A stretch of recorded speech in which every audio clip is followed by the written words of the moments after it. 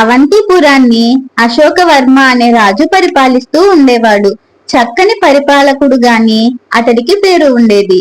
అతనికి ఒక కొడుకు ఉండేవాడు, పేరు రవివర్మ. అతనికి 7 సంవత్సరాల వయసున్నప్పుడు ఓసారి రవివర్మ స్నేహితులతో కలిసి ఆడుకుంటూ ఉండగా ఒక పెద్ద సుడిగాలి వచ్చింది. అందరూ కళ్ళు మూసుకొని తెరచేటప్పటికి అక్కడ రవివర్మ లేడు. రాజు రాణి అతని కోసం వెతకని ప్రదేశం అంటూ లేదు. అయినా ఏమీ ప్రతిఫలం లేకపోయింది. పిల్లవాడు ఏమైనాడో ఏమో, ఇంకా దొరకనే లేదు. రాజుగారు ఆ బెంగతో రాజసభకే వెళ్లటం మానుకున్నారు. ఆ తర్వాత రాణి ఒక పాపకు జన్మనిచ్చింది.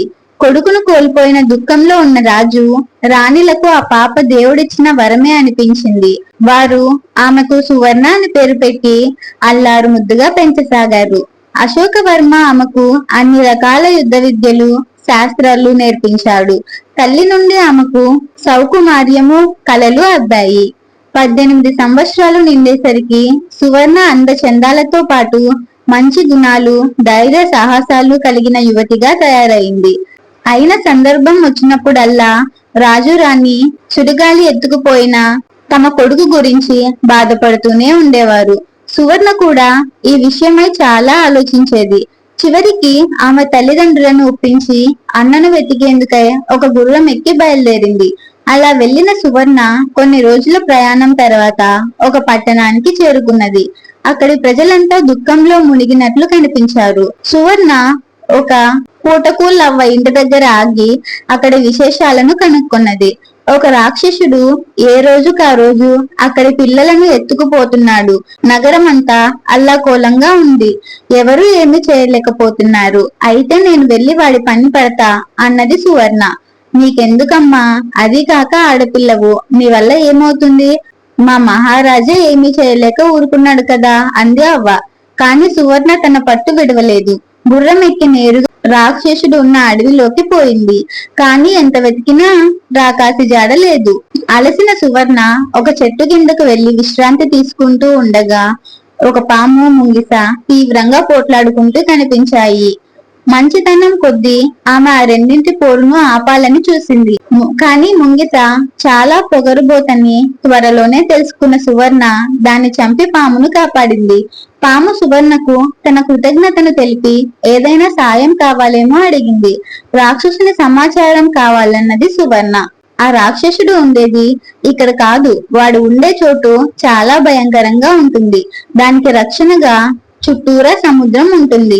ఆ సముద్రానికి కాపలాగా దాని చుట్టూ కొరివి దయ్యాలు ఉంటాయి. నువ్వు రాక్షసుడి దగ్గరికి వెళ్ళాలంటే ముందుగా ఆ కనపడే గుహలోని దయ్యాలను దాటుకొని పోవాలి. అందుకు గాను నేను ఈ పాదరక్షకలు ఇస్తాను. వీటిని ధరిస్తే నువ్వు ఇక దయ్యాలకు కనిపించవు. ఆ దయ్యాలను దాటిన తర్వాత నువ్వు గుహలకు అవతల ఉన్న సముద్రాన్ని దాటాల్సి ఉంటుంది. కానీ ఆ సముద్రంలో చాలా భయంకరమైన పాములు ఉంటాయి. వాటిని దాటడం సాధారణ మానవులకు సాధ్యం కాదు. అందుకే నేను నీకు ఈ మణి ఇస్తాను. దీనిని ధరిస్తే పాములు నిన్నేమీ చేయవు అని పాదరక్షల్ని, మణిని సువర్ణకిచ్చింది పాము. సువర్ణ వాటిని తీసుకొని పాముకు కృతజ్ఞత చెప్పి అక్కడి నుండి గుహ వైపుకి బయలుదేరింది.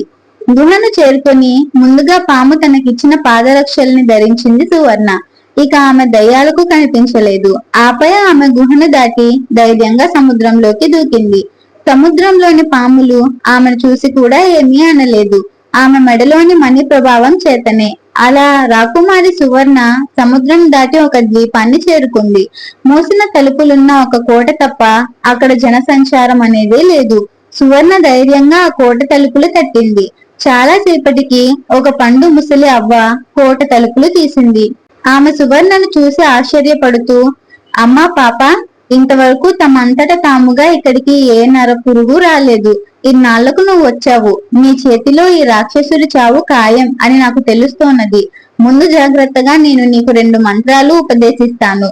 మొదటి దాన్ని చదివితే నువ్వు చిన్న పాపగా మారిపోతావు. రెండో మంత్రం చదివితే నీ మామూలు రూపం ధరిస్తావు అని ఆ మంత్రాల్ని ఉపదేశించింది. కోట లోపల చూస్తే ఒకరు తక్కువగా 10,000 మంది పిల్లలున్నారు. సువర్ణ మొదటి మంత్రాన్ని చదివి చిన్న పిల్లగా మారిపోయి వారిలో కలిసిపోయింది. ఆ రోజు సాయంత్రం రాక్షసుడు వచ్చి రాగానే అవ్వను 10,000 మంది పూర్తయ్యారా అని అడిగాడు. ఆ అయ్యారు అన్నది అవ్వ. అయితే బలికి అన్ని సిద్ధం చేయమన్నాడు రాక్షసి. అవ్వ అన్ని సిద్ధం చేసి మొదటగా సువర్ణను ముందుకు తెచ్చి నిలబెట్టింది. రాక్షసుడు సువర్ణను చూసి వికవికా నవ్వాడు. పాప, నువ్వు స్వర్గం చేసుకునే సమయం వచ్చింది. ముందుగా నిన్ను కన్న ఈ మాటకు మోకరిల్లు అన్నాడు కత్తిని పక్కనే ఉంచుకొని. సువర్ణ 2 చేతులు జోడించి అమ్మకు మొక్కింది. అలా కాదు పాప, వంగి నేలబారుగా పడుకొని నమస్కరించాలి అన్నాడు రాక్షసుడు ప్రేమను నటిస్తూ.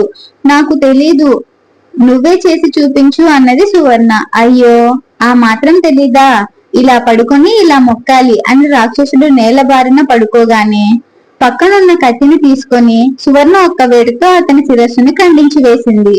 రాక్షసుడు చనిపోగానే అనేక సంవత్సరాలుగా వాడు ఎత్తుకొచ్చి పెట్టిన 10,000 మంది పిల్లలకు వాళ్ళ రూపాలు లభించాయి. అవ్వ కూడా దాస్య విముక్తి లభించింది. ఎదిగిన ఆ పిల్లలందరికీ తమ కుటుంబ వివరాలు గుర్తున్నాయి. అవ్వ మహిమతో అలా వారంతా ఎవరి తావుకు వారు చేరుకున్నారు.